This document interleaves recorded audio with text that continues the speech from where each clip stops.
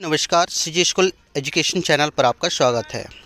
साथियों, आज के इस वीडियो में हम निष्ठा प्रशिक्षण 3.0 के मॉड्यूल 8 के दूसरे अटेम्प्ट में चलते हैं।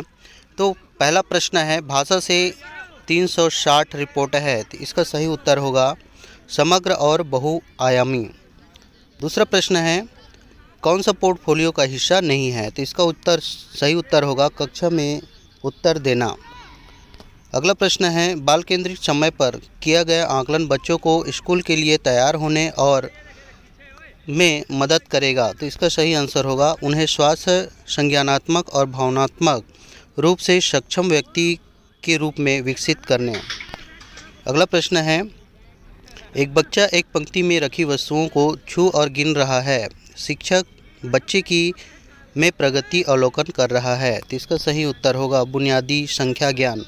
अगला प्रश्न है, कक्षा में वे कौन से क्षेत्र है जहां बच्चों को विकास के विशिष्ट क्षेत्र से संबंधित प्रायोगिक सामग्री मिलती है, तो इसका सही उत्तर होगा सीखने के गतिविधि केंद्र। अगला प्रश्न है, बुनियादी साक्षरता और संख्या ज्ञान प्रशिक्षण में शामिल होना चाहिए, तो इसका सही उत्तर होगा प्री स्कूल और सभी प्राथमिक शिक्षकों को।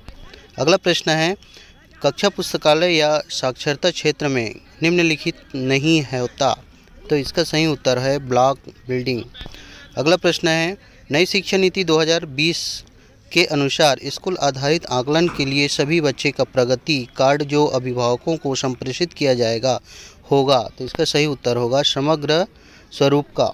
अगला प्रश्न है, बुनियादी साक्षरता और संख्या ज्ञान की शिक्षण अधिगम प्रक्रिया में खिलौना आधारित शिक्षण विधि को एकीकृत करने का अंतिम लक्ष्य है, तो इसका सही उत्तर होगा बच्चों की समीक्षात्मक चिंतन, सृजनात्मक सोच, संवाद करने, उच्च श्रेणी की विकासात्मक उपयुक्त पुस्तकों का आनंद लेने, स्वतंत्रतापूर्वक अभिव्यक्त करने और समस्या समाधान करने में सहायता करना। अगला प्रश्न है, शिक्षकों को आदर्श साक्षर या गणितीय व्यवहार की आवश्यकता होती है, तो इसका सही उत्तर है गतिविधियों के लिए निर्देश देते समय। अगला प्रश्न है, बुनियादी अवस्था में बच्चों को FLN सीखने के लिए निम्न द्वारा प्रोत्साहित करता है, तो इसका सही उत्तर होगा खेल आधारित, गतिविधि आधारित, ठोस अनुभव और खिलौने या खेल। अगला प्रश्न है, शिक्षक को द्वितीय भाषा पर बल नहीं देना चाहिए, तो इसका सही आंसर होगा यदि बच्चा सहज नहीं है। अगला प्रश्न है, का आकलन सूची के लिए आवश्यक है, तो इसका सही उत्तर होगा विकासात्मक उपयुक्त FLN कार्यक्रम के नियोजन एवं क्रियान्वयन।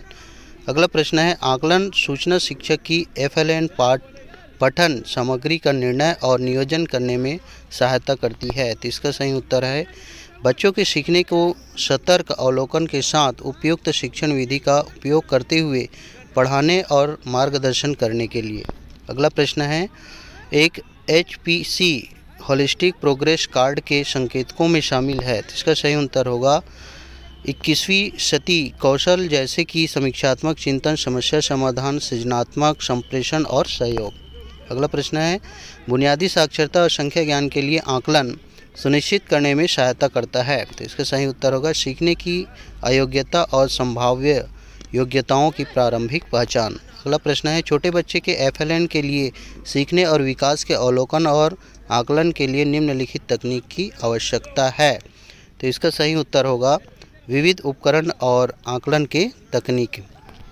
अगला प्रश्न है, FLN में शिक्षक बच्चों का सबसे अच्छा काम एकत्रित करता है और उसे एक फाइल में फोल्डर में सीखने के प्रमाण के रूप में रखता है, तो फोल्डर को कहा जाता है, तो इसको कहा जाता है पोर्टफोलियो। अगला प्रश्न है, आकलन नियोजित, व्यवस्थित और संचालित होता है और का अभिन्न अंग होता है, तो इसका सही उत्तर होगा पाठ्यचर्या और पाठ्यक्रम।